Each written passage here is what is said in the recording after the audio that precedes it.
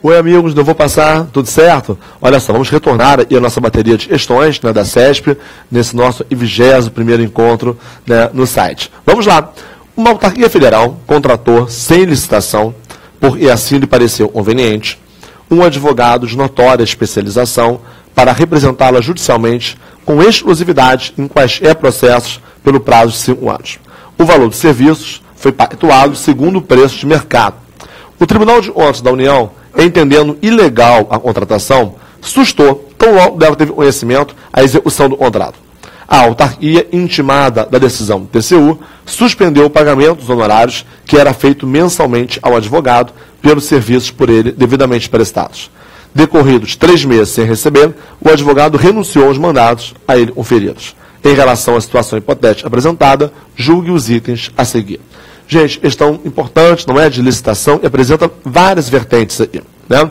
Você repara primeiro, olha só, começando a questão que a autarquia contratou diretamente um advogado de notória especialização para representar essa autarquia judicialmente durante o prazo de 5 anos.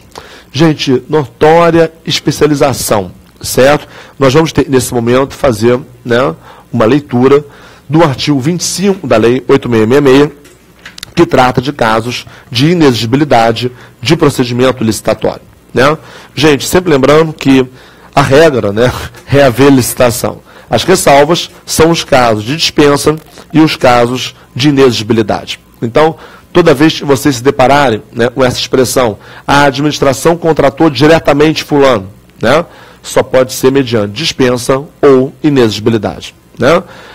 Sempre lembrando, pessoal, a dispensa é tratada no artigo 24 e também no artigo 17, incisos 1 e 2, dispensa no 24, e no 17, incisos 1 e 2, já a inexigibilidade é mencionada no artigo 25, né? Todos esses dispositivos da Lei 8666. A diferença que há, pessoal, entre dispensa e inexigibilidade, né? Sempre lembrando, nos casos de dispensa, são casos em que materialmente tem como haver competição, tem como haver disputa. O legislador faz uma opção de abrir mão dessa formalidade, seja em relação ao pequeno valor, em suma, a situações emergenciais, a própria lei abre mão desse formalismo. Já inexigibilidade, pessoal, é inviabilidade de competição, é impossibilidade de disputa. Reparem comigo, gente, na verdade, a licitação, ela reside na competitividade. No fato de eu ter várias pessoas, ok, que atuam naquele setor e poderiam atender ao objetivo do Estado, e eu não preciso de todas. No momento em que eu tenho diversas pessoas que poderiam atender o Estado, né, e será necessário uma excludência, né, eu vou ter que excluir várias e favorecer uma, né? Nesse caso, eu tenho que ter um critério objetivo de escolha impessoal, que é o procedimento licitatório. Então, a inexigibilidade, leia-se o quê? Inviabilidade de competição, inviabilidade de disputa. Tá? São situações materiais em que não tem como se criar esse cenário de competição. Por isso, até o artigo 25, pessoal, ele aponta 3 casos de inexigibilidade, né? Até o artigo 25 se inicia da seguinte forma: é inexigível a licitação quando houver inviabilidade de competição. Em especial, coloca 3 casos. Tá? Reparem que o artigo 25, ao colocar em especial, já aponta esse rol de inexigibilidade é meramente ilustrativo, meramente exemplificativo. Certo? Repare, pessoal, insisto com vocês, inexigibilidade é alguma situação material que não tem como haver procedimento licitatório, não há como haver procedimento licitatório. Nem teria como o legislador se antecipar e prever de modo taxativo todas essas situações. Tá? Diante de qualquer situação material, e se constate claramente que não há possibilidade de haver competição, vai se enquadrar como inexigibilidade.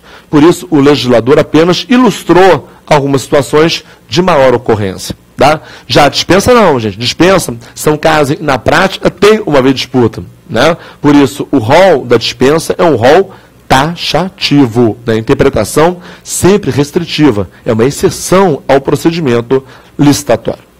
E o artigo 25, gente, ao prever os exemplos aí de inexigibilidade, menciona a exclusividade, né? só tem uma pessoa que atende à administração. Menciona a contratação de profissional do setor artístico, né, consagrado pela crítica especializada ou pela opinião pública. Eu estou levando em consideração, nesse caso, o valor artístico daquele profissional, né, em inexigibilidade. Por isso, muito comum em prova, né, tipo Réveillon, né, Praia de Copacabana, né, são contratados grandes nomes da MPB. É uma contratação direta, é inexigibilidade. Ok? E o terceiro exemplo é mencionado no artigo 25, e que vai ter importância nesse nosso debate nesse momento, contratação de serviços técnicos enumerados no artigo 13 dessa lei, de natureza singular, com profissionais ou empresas de notória especialização. Então, repare, pessoal, o 25, inciso 2, colocou como exemplo de inexigibilidade a contratação de serviço técnico com profissional ou empresa de notória especialização. Certo? E o artigo 13 aponta quais são esses serviços técnicos especializados em que pode incidir a inexigibilidade. Né?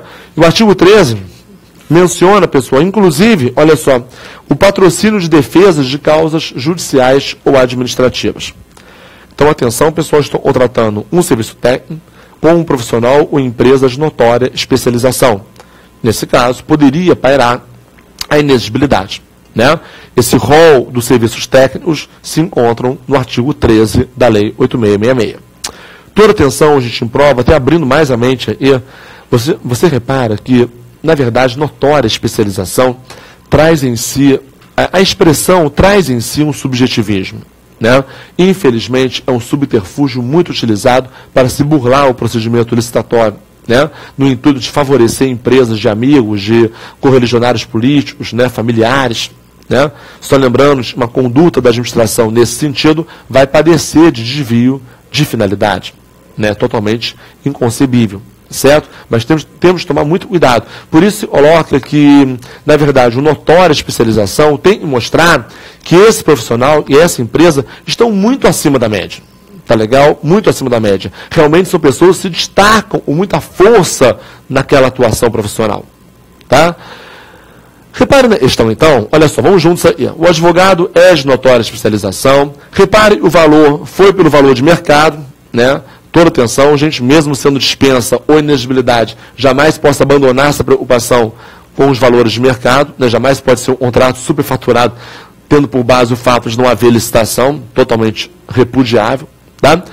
Mas um ponto que chama atenção, e olha só, ele contratou esse advogado para representar a autarquia em qualquer processo pelo prazo de 5 anos. Tá? Vamos supor, gente, que os dirigentes dessa autarquia estivessem de boa fé, de plena boa fé, não houve nenhum intuito de desvio e de finalidade. Certo? Vamos supor que esse advogado realmente se destacasse, né, na parte administrativa, realmente apresentasse a notória especialização. Mas contratou esse advogado para fazer a defesa de todas as causas da autarquia durante 5 anos. Pessoal, de novo, em casa, dando uma lida no 25, inciso 2 da Lei 8666. Olha só. Contratação de serviço técnico, ok? De natureza singular com o profissional ou empresa de notória especialização. Vedada, né, a inexigibilidade para serviços de publicidade e divulgação. Eu chamo a atenção aí, gente, de natureza singular.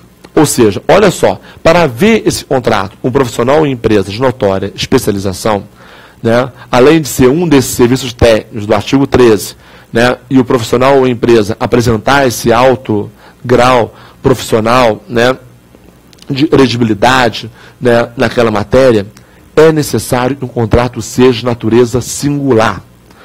Natureza singular, leia-se o quê? Que seja alguma atuação excepcional. Não pode ser, gente, a atuação padrão, rotineira, ok? Tem que ser meramente excepcional. Então, repare para os requisitos da utilização da inexigibilidade nesse caso.